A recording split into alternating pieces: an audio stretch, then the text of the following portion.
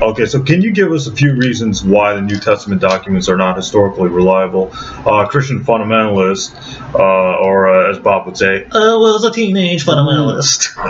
Apologists would say that the Gospels and Acts were Greco-Roman biographies, recollected memories, etc. Can you give us some reasons why the New Testament documents, the Gospels, Matthew, Mark, Luke, John, etc., are not historically reliable and, fact? Well, one major reason is what Brody and several other scholars say, that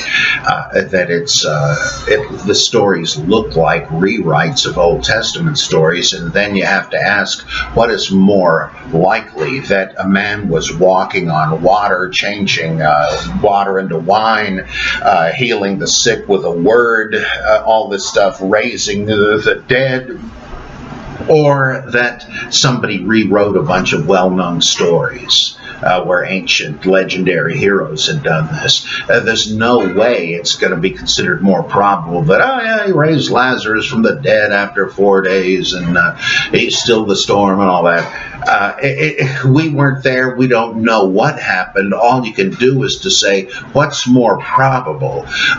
Another problem is that the Gospels do not read like eyewitness testimony, and by that I mean, in the ancient world, they knew what we would call table talk. They knew what that was. Like, we have table talk of Martin Luther. People that knew him wrote down. Yeah, I remember when Martin Luther used to say, I wish people had stopped confusing me with Lex Luthor, or whatever, salvation's by grace through faith, and they say, Luther used to say this and that and the other thing because they were there.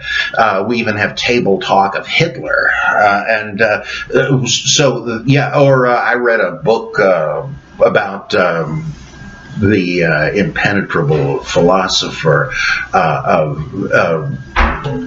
the process, Whitehead, the process philosopher, by a friend of his. He used to hang around and have dinner discussions with him. Whitehead used to say this and that, and there's some gems in there. That's not the Gospels. The ancients knew about that, though, because we have a plainly fictitious work from the 2nd century called the Acts of John, which contains a passage or a section called the Preaching of John, where John, now aged and an apostle, is telling his converts, I remember when Jesus used to do this or say that.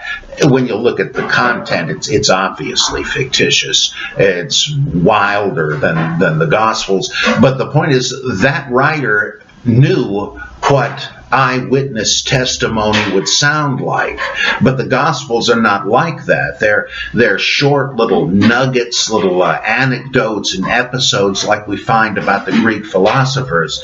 And research into higher education in the Hellenistic world shows that students were assigned the task that they'd be studying Socrates or Diogenes or whoever, and the teacher would say, now I want you to write up a little anecdote where the philosopher addresses so-and-so question to see if you have a good grasp of what he would say. Like people say, what would Jesus do? Well, what would Diogenes have said about this, do you think? So students would concoct these things, admittedly fictional. Well, that looks kind of like what the gospel anecdotes are. And so it's easy to imagine that there are other ways we would have gotten this stuff than historical reporting, or as in Islam, fairly shortly after the Prophet, there were scholars who noticed that there were tens of thousands of hadiths, these supposedly oral reports of what the Prophet did and said, which supplemented the Quran. He's addressing things that don't come up in the Quran.